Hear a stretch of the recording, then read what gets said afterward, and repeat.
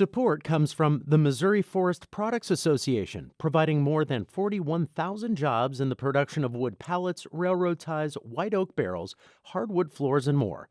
Details at choosewood.com. It's Friday, May 13th. This is The Gateway. I'm Shayla Farzan, in for Wayne Pratt.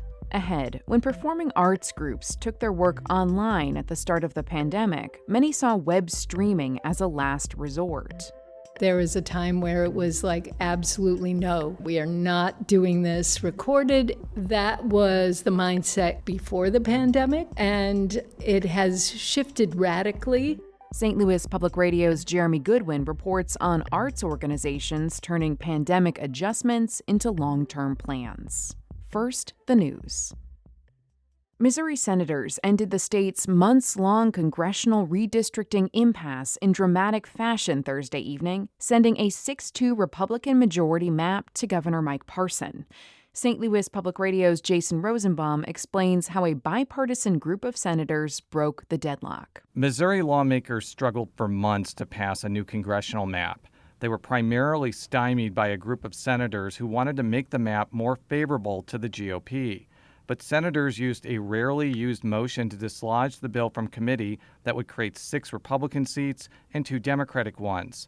Senator Mike Bernskoetter says the move was needed to prevent the courts from getting involved. We've done enough talking and filibustering, and I think it's time to let the process play out. The Senate adjourned for the year after passing the map, killing a number of GOP priorities such as abortion restrictions and banning transgender women from participating in sports.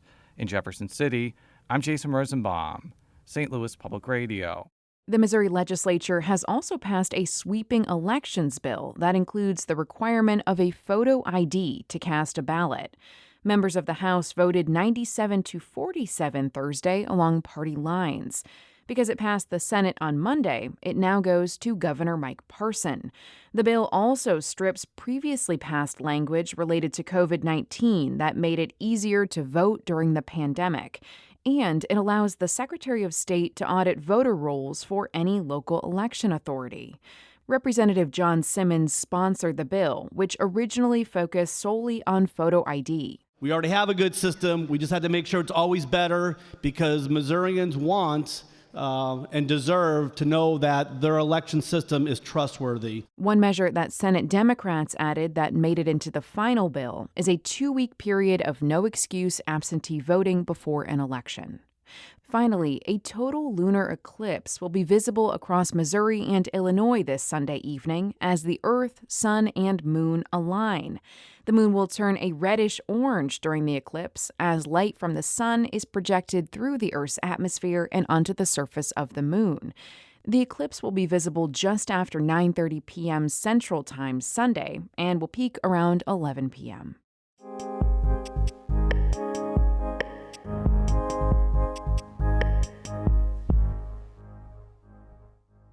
When the coronavirus pandemic made indoor gatherings unsafe, performing arts organizations had to rethink what they do.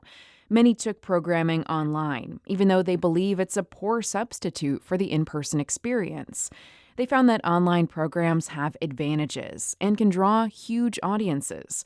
Organizations are now making those programs part of their long-term future. St. Louis Public Radio's Jeremy Goodwin reports. As audience members settle into their seats at Powell Hall one recent Saturday night, up on the mezzanine, there's a nondescript door marked Fire Hose Room. Behind it is a cramped space where a 4-person crew is getting ready to capture the concert in high-definition video. What channels do I need for top of show?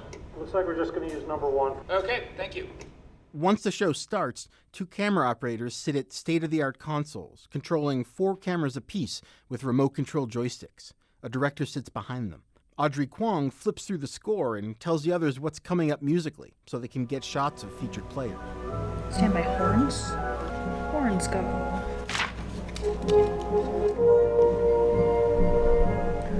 We'll go back to the trumpets in a bit here, so... Publishing rights and union rules have long made it tricky to make an audio recording of a classical orchestra, much less to film it and put it online. But with audience sizes limited because of the pandemic, St. Louis Symphony sorted out the legal loose ends and spent $150,000 on video equipment. That's to record concerts and education programs, with more on the way next season. How do we stay connected when we find ourselves so far apart? Hi, I'm Alicia, and Programs today... like Sound Lab. In one episode, St. Louis musician Alicia Reve-Like instructs kids in an audio mixing program.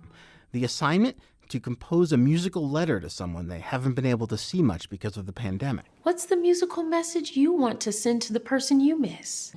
Try to express some of the things you want to say to them, but can't put into words. At Metro Theater Company, Artistic Director Julia Flood says the theater world had long been skeptical about showing video of its work. There was a time where it was like, absolutely no.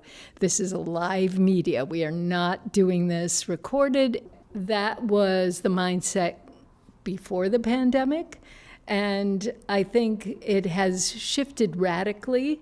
Metro Theater started filming performances and found they could attract audiences in new places. An online reading of Charles Dickens' A Christmas Carol attracted viewers from 40 states and 6 countries and brought 565 brand new donors to the theater. The troupe is back to in-person performances, but for Last Stop on Market Street in February, it filmed a performance and put it online. The onstage energy comes across on the screen.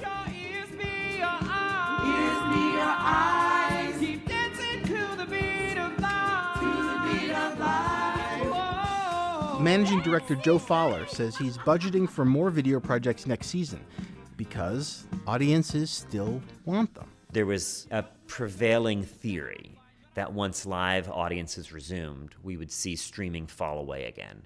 And at least so far, knocking on wood, we have not seen that happen.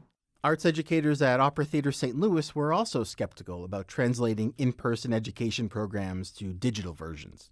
Allison Felter is Director of Education.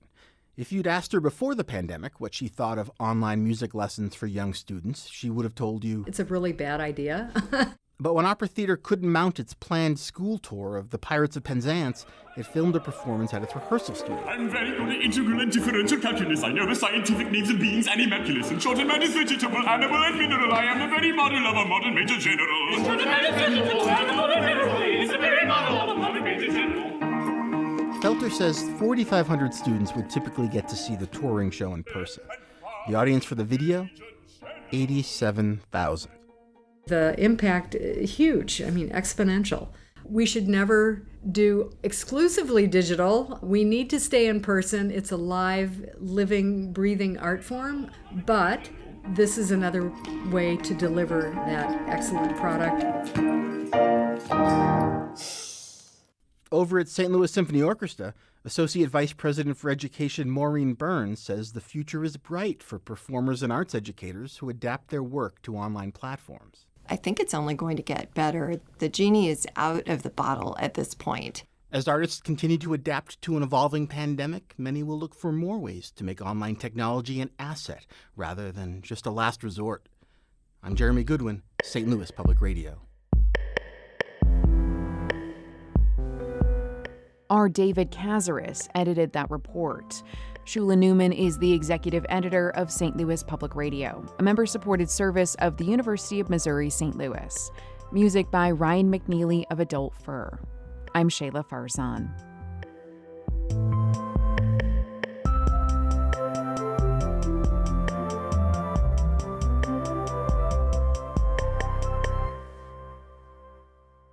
Support comes from Missouri Forest Products Association, committed to sustainable and sound conservation of the state's forests, which support more than 41,000 Missouri jobs, resulting in a $10 billion industry. ChooseWood.com.